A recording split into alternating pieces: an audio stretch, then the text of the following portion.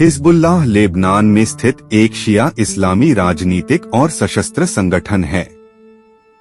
इसका गठन 1982 में लेबनान में इजरायल के आक्रमण के जवाब में किया गया था। हिजबुल्लाह का उदय और विस्तार मध्य पूर्व के राजनीतिक, धार्मिक और सामाजिक क्षेत्रों पर गहरा प्रभाव डालता है। यह संगठन न केवल एक सैन्य शक्ति है, बल्कि लेबनान की राजनीति में भी एक प्रमुख भूमिका निभाता है और इसे दुनिया भर के विभिन्न समूहों और देशों से समर्थन और विरोध दोनों प्राप्त हुआ है। एक, हिजबुल्लाह का गठन और पृष्ठभूमि। हिजबुल्लाह का गठन 1982 में लेबनान में इजरायल के आक्रमण के दौरान हुआ। उस समय लेबनान में ईरान की सहायता से कई शिया इस्लामी मिलिशिया संगठित हो रहे थे, जिनमें से हिजबुल्लाह सबसे प्रमुख था। हिजबुल्लाह का प्राथमिक उद्देश्य इजरायली सेनाओं को लेबनान से बाहर निकालना और शिया समुदाय की रक्षा करना था। 1979 में ईरानी क्रांति के बाद ईरान के साथ इसके गहरे संबंध बने, जिसने संगठन के वैचारिक ढांचे और सैन्य क्षमताओं को मजबूत किया। हिजबुल्लाह का उद्देश्य केवल इजरायल विरोध तक सीमित नहीं था। यह लेबनानी शिया समुदाय की सामाजिक और राजनीतिक समस्याओं को हल करने के लिए भी प्रतिबद्ध था, जो सदियों से राजनीतिक हाशिए पर थे। इसका मिशन था इस्लामी गणराज्य की स्थापना, इजरायल के आक्रमण के खिलाफ प्रतिरोध, शिया समुदाय को राजनीतिक और सामाजिक ताकत देना। 2, हिजबुल्लाह का वैचारिक आधार। हिजबुल्लाह की विचारधारा मुख्य रूप से ईरान में आयतुल्लाह रूहुल्लाह खुमैनी के नेतृत्व वाली इस्लामी क्रांति पर आधारित है। इसका उद्देश्य इस्लामी सिद्धांतों पर आधारित एक शिया नेतृत्व वाली इस्लामी सरकार की स्थापना करना था। इसके वैचारिक ढांचे में प्रमुख बिंदु हैं: विलायत-ए-फ़क़ीह, यह ईरानी क्रांति के बाद का एक प्रमुख सिद्धांत है, जिसके अनुसार इस्लामी विद्वान शासक के रूप में नियुक्त होते हैं। हिजबुल्लाह के नेताओं ने इस सिद्धांत को अपनाया और खुमैनी के नेतृत्व को अपने आंदोलन के आध्यात्मिक और राजनीतिक मार्गदर्शक के रूप में स्वीकार किया। प्रतिरोध, इजरायल और पश्चिमी प्रभाव के खिलाफ लड़ाई, विशेषकर इजरायल को लेबनान से बाहर निकालने के लक्ष्य के तहत। शिया एकजुटता, लेबनान और क्षेत्र में शिया मुसलमानों के अधिकारों और स्थिति को सुधारना। 3, लेबनान गृहयुद्ध और हिजबुल्लाह का उत्थान। लेबनान का गृहयुद्ध 1975 से 1990 एक महत्वपूर्ण समय था, जिसमें हिजबुल्लाह ने अपनी शक्ति को मजबूत किया। इजरायल के आक्रमण के बाद हिजबुल्लाह को दक्षिणी लेबनान में इजरायली सेनाओं और उसके समर्थकों के खिलाफ प्रतिरोध करने का अवसर मिला। इस दौरान हिजबुल्लाह ने गुएरिला युद्ध की रणनीति अपनाई, जिसमें बमबारी, घात लगाकर हमले और सुसंगठित सैन्य कार्रवाई शामिल थी। 1983 में हिजबुल्लाह पर अमेरिकी और फ्रांसीसी सेना पर बमबारी करने का आरोप लगा, जिसमें कई लोग मारे गए। इस हमले ने हिजबुल्लाह को एक अंतर्राष्ट्रीय आतंकवादी संगठन के रूप में पहचान दिलाई। हालांकि यह संगठन खुद को एक प्रतिरोध आंदोलन के रूप में देखता है। 4, हिजबुल्लाह और इजरायल संघर्षों का इतिहास। हिजबुल्लाह और इजरायल के बीच संबंध हमेशा से ही तनावपूर्ण और संघर्षपूर्ण रहे हैं। यह संघर्ष मुख्य रूप से दक्षिणी लेबनान में इजरायल की उपस्थिति और उसके प्रभाव के खिलाफ हिजबुल्लाह के प्रतिरोध से जुड़ा है। हिजबुल्लाह का गठन 1982 में इजरायल के लेबनान पर आक्रमण के बाद हुआ था और इसके बाद से दोनों के बीच कई बड़े सैन्य संघर्ष और हमले हुए हैं। इन संघर्षों ने न केवल लेबनान और इजरायल की सुरक्षा और स्थिरता को प्रभावित किया, बल्कि पूरे मध्य पूर्व की भूराजनीति को भी बदला। 1982 में इजरायल ने ऑपरेशन पीस फॉर गैलिली नामक सैन्य अभियान शुरू किया, जिसका उद्देश्य लेबनान में स्थित फिलिस्तीनी लिबरेशन ऑर्गेनाइजेशन (PLO) को नष्ट करना था, जो इजरायल के खिलाफ सीमा पार से हमले कर रही थी। इजरायल ने लेबनान के दक्षिणी क्षेत्र पर कब्जा कर लिया, जिससे लेबनानी शिया समुदाय को भारी नुकसान उठाना पड़ा। इस आक्रमण के परिणामस्वरूप हिजबुल्लाह का गठन हुआ। ईरान द्वारा समर्थित हिजबुल्लाह ने इजरायल की सैन्य उपस्थिति और दक्षिणी लेबनान में उसके समर्थक मिलिशिया के खिलाफ गुएरिला युद्ध शुरू किया। इस समय से हिजबुल्लाह ने इजरायल को अपने मुख्य शत्रु के रूप में देखा और इजरायल के खिलाफ प्रतिरोध को अपनी प्राथमिकता बना लिया। 1980 और 1990 के दशक में हिजबुल्लाह ने इजरायल के खिलाफ गुएरिला युद्ध छेड़ दिया, जिसमें घात लगाकर हमले, आत्मघाती बम विस्फोट और सटीक निशानेबाजी शामिल थी। हिजबुल्लाह के प्रमुख लक्ष्यों में इजरायली सैनिक और दक्षिण लेबनान में इजरायल समर्थित militia, south Lebanon army (SLA) के ठिकाने शामिल थे। हिजबुल्लाह ने इन वर्षों के दौरान अपने सैन्य कौशल और रणनीतियों को बेहतर किया और अपने क्षेत्रीय प्रभाव को बढ़ाया। 1993 का ऑपरेशन अकाउंटेबिलिटी। जुलाई 1993 में इजरायल ने ऑपरेशन अकाउंटेबिलिटी के तहत हिजबुल्लाह के ठिकानों पर बमबारी की। इस अभियान का उद्देश्य हिजबुल्लाह की सैन्य क्षमता को कमजोर करना था, लेकिन इसने लेबनान में बड़े पैमाने पर विनाश और हिजबुल्लाह के समर्थन में वृद्धि की। 1996 का ऑपरेशन ग्रेप्स ऑफ रॉथ। 1996 में इजरायल ने हिजबुल्लाह के खिलाफ एक और बड़ा सैन्य अभियान चलाया, जिसे ऑपरेशन ग्रेप्स ऑफ रॉथ के नाम से जाना जाता है। इस ऑपरेशन के दौरान इजरायली हवाई हमलों ने काना गांव में एक UN शिविर को निशाना बनाया, जिसमें 100 से अधिक नागरिक मारे गए। इस घटना ने अंतर्राष्ट्रीय स्तर पर इजरायल की आलोचना बढ़ाई और हिजबुल्लाह के लिए और अधिक समर्थन जुटाया। हिजबुल्लाह के लिए सबसे बड़ी जीत 2000 में हुई, जब इजरायल ने 18 वर्षों के सैन्य कब्जे के बाद दक्षिणी लेबनान से अपनी सेनाओं को हटा लिया। इस वापसी को हिजबुल्लाह ने अपनी सैन्य जीत और प्रतिरोध की ताकत के रूप में प्रस्तुत किया। इजरायल की वापसी के बाद हिजबुल्लाह की प्रतिष्ठा लेबनान और पूरे अरब जगत में और भी बढ़ गई। इसे इजरायल के खिलाफ एक सफल प्रतिरोध आंदोलन के रूप में देखा गया, जिसने बिना किसी अंतर्राष्ट्रीय संधि या शांति समझौते के इजरायल को पीछे हटने पर मजबूर कर दिया। हालांकि इजरायल और हिजबुल्लाह के बीच तनाव समाप्त नहीं हुआ। दक्षिणी लेबनान में शेबा फार्म्स क्षेत्र पर विवाद जारी रहा, जिसे हिजबुल्लाह इजरायल का कब्जा मानता है, जबकि इजरायल इसे सीरिया का हिस्सा मानता है। हिजबुल्लाह ने इस मुद्दे को अपने प्रतिरोध के औचित्य के रूप में प्रस्तुत किया। हिजबुल्लाह और इजरायल के बीच सबसे बड़ा और विनाशकारी संघर्ष 2006 में हुआ, जिसे लेबनान युद्ध या जुलाई युद्ध के नाम से जाना जाता है। यह संघर्ष हिजबुल्लाह द्वारा इजरायली सैनिकों के अपहरण के बाद शुरू हुआ। हिजबुल्लाह ने इजरायली सीमा के पास एक हमले में 2 इजरायली सैनिकों को पकड़ लिया और इजरायल ने इसके जवाब में बड़े पैमाने पर हवाई और जमीनी अभियान चलाया। युद्ध के प्रमुख घटनाक्रम रॉकेट हमले। हिजबुल्लाह ने उत्तरी इजरायल के शहरों पर हजारों रॉकेट दागे, जिससे इजरायली नागरिकों के बीच भारी नुकसान हुआ। यह पहली बार था जब इजरायल को इतनी बड़ी संख्या में रॉकेट हमलों का सामना करना पड़ा। इजरायली हवाई हमले। इजरायल ने लेबनान के विभिन्न हिस्सों पर हवाई हमले किए, विशेष रूप से हिजबुल्लाह के ठिकानों और उसके समर्थन वाले इलाकों पर। यह हमले काफी विनाशकारी थे और लेबनान के बुनियादी ढांचे को गंभीर रूप से क्षति पहुंची। आखिरी लड़ाई युद्ध 34 दिनों तक चला और इसमें भारी मानवीय और आर्थिक नुकसान हुआ। करीब 1200 लेबनानी और 160 इजरायली मारे गए।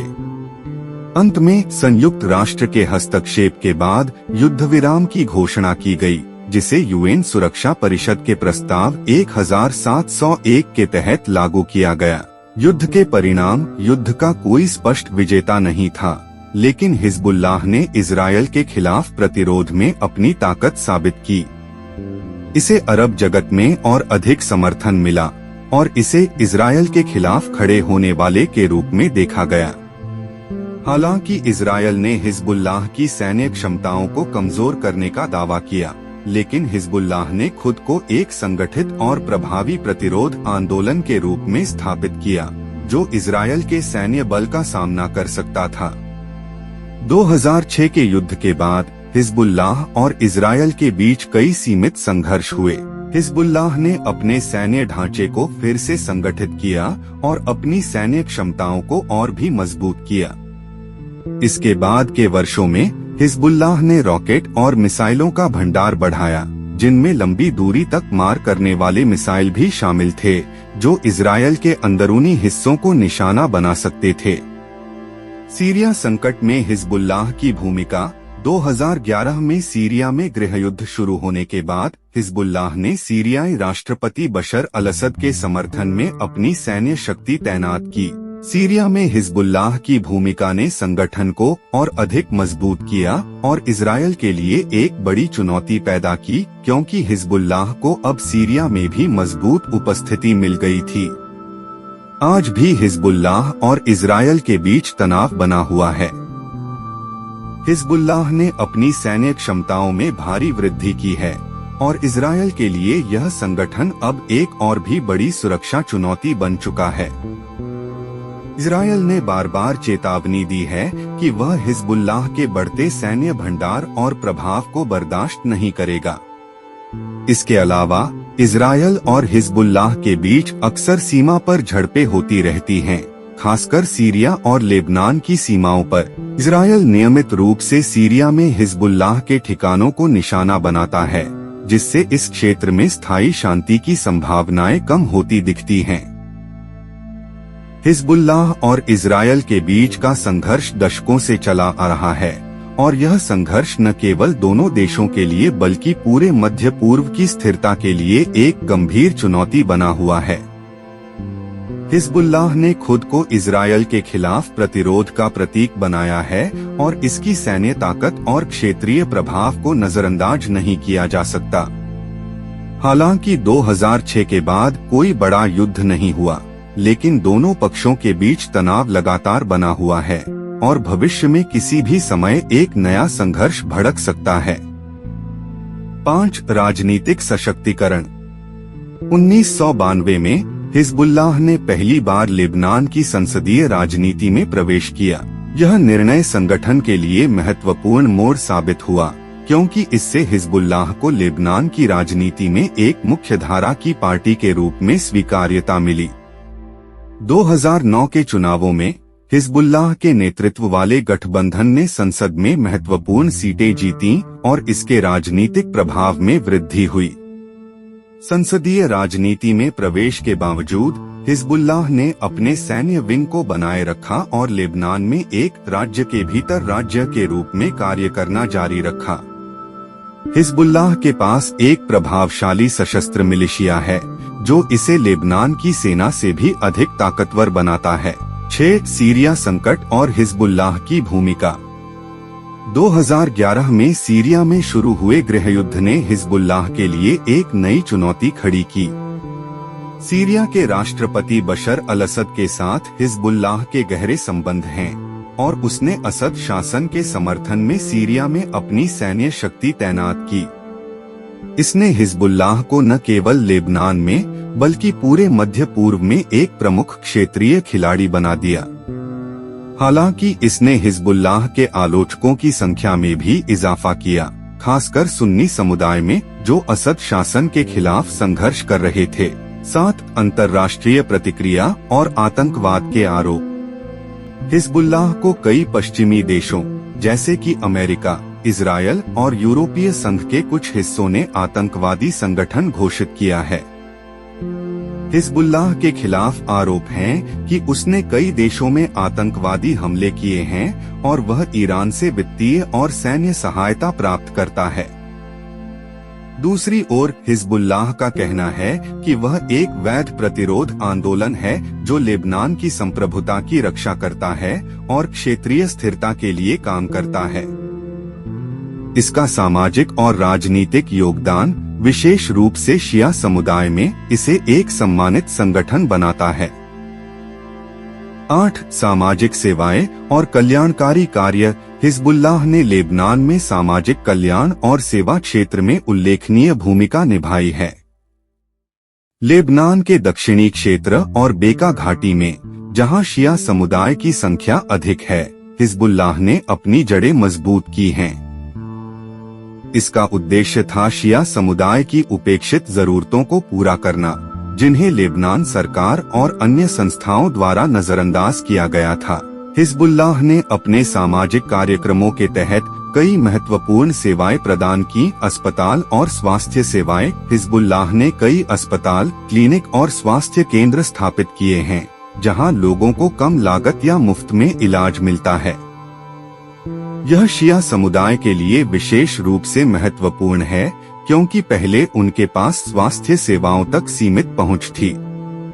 शिक्षा संस्थान संगठन ने कई स्कूल, कॉलेज और व्यावसायिक प्रशिक्षण केंद्र खोले हैं, जो गरीब और हाशिए पर रहने वाले समुदायों को शिक्षा प्रदान करते हैं। हिजबुल्लाह ने शिक्षा के क्षेत्र में निवेश किया है, ताकि शिया समुदाय की नई पीढ़ी को बेहतर अवसर मिल सके। निर्माण और पुनर्निर्माण। हिजबुल्लाह ने 2006 के इजरायल लेबनान युद्ध के बाद लेबनान के क्षतिग्रस्त इलाकों के पुनर्निर्माण में महत्वपूर्ण भूमिका निभाई। इस संगठन ने घरों, सड़कों और बुनियादी ढांचे का पुनर्निर्माण किया, जिससे स्थानीय लोगों में इसका समर्थन बढ़ा।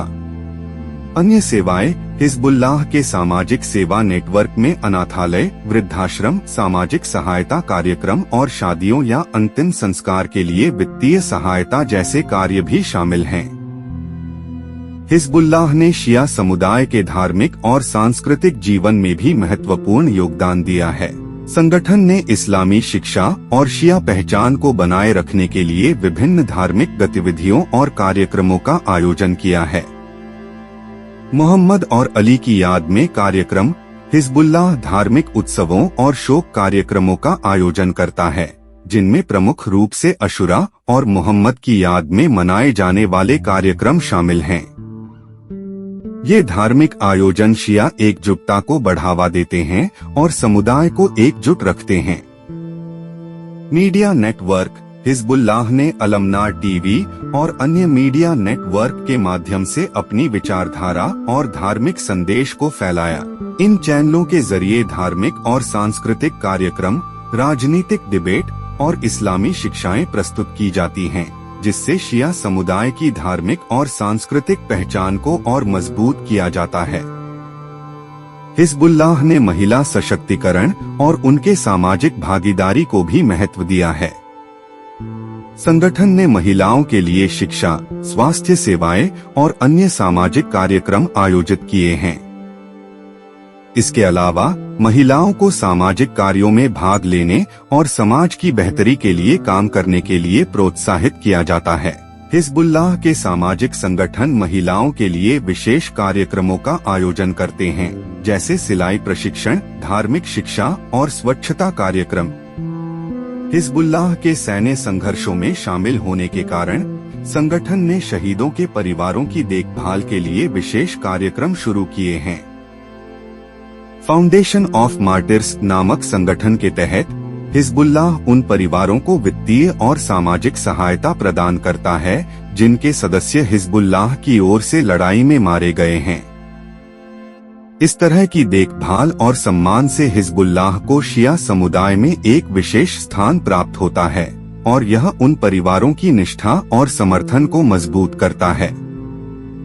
हिजबुल्लाह ने शिया समुदाय में अपनी विचारधारा को गहराई से स्थापित करने के लिए शिक्षा और प्रशिक्षण कार्यक्रमों का आयोजन किया है। हिजबुल्लाह के संस्थान और धार्मिक स्कूलों में छात्रों को इस्लामी विचारधारा, प्रतिरोध की राजनीति और शिया धर्मशास्त्र की शिक्षा दी जाती है। यह प्रक्रिया हिजबुल्लाह के भविष्य के नेताओं और सदस्यों को तैयार करने में महत्वपूर्ण भूमिका निभाती है। हिजबुल्लाह ने मीडिया का कुशलतापूर्वक उपयोग किया है। इसका प्रमुख टीवी चैनल अलमनार हिजबुल्लाह के संदेश को प्रसारित करने का एक प्रमुख माध्यम है। अलमनार केवल एक समाचार चैनल नहीं है, बल्कि यह हिजबुल्लाह की विचारधारा, धार्मिक संदेश और राजनीतिक दृष्टिकोण को फैलाने का एक साधन है। इसके माध्यम से संगठन अपने समर्थकों और शिया समुदाय को मजबूत करने का प्रयास करता है। अलमनार चैनल ने 2006 के इजरायल लेबनान युद्ध के दौरान हिजबुल्लाह की सैन्य सफलताओं को प्रमुखता से दिखाया और इसे एक विजेता के रूप में प्रस्तुत किया। यह चैनल हिजबुल्लाह के प्रतिरोधी छवि को बढ़ावा देने में महत्वपूर्ण भूमिका निभाता है।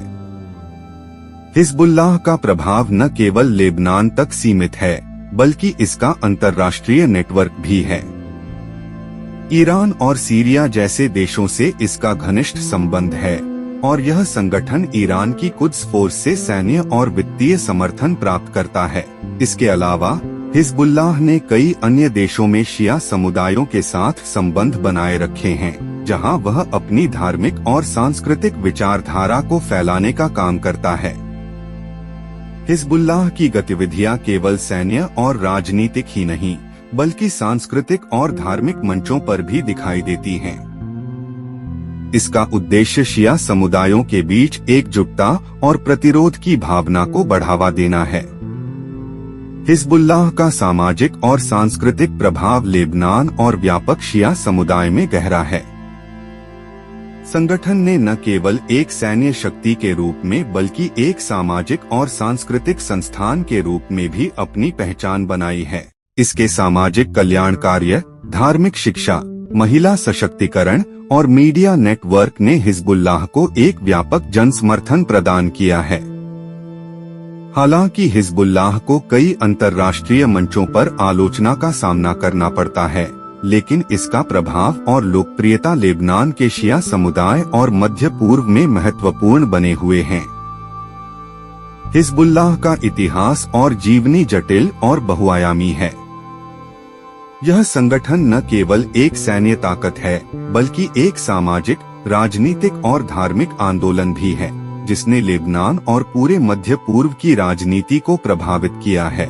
हिजबुल्लाह के समर्थकों के लिए यह एक प्रतिरोध और न्याय का प्रतीक है, जबकि इसके विरोधियों के लिए यह क्षेत्रीय अस्थिरता और आतंकवाद का स्रोत है। भविष्य में हिजबुल्लाह की भूमिका मध्य पूर्व की राजनीति, विशेष रूप से ईरान, इजरायल और लेबनान के संदर्भ में महत्वपूर्ण रहेगी।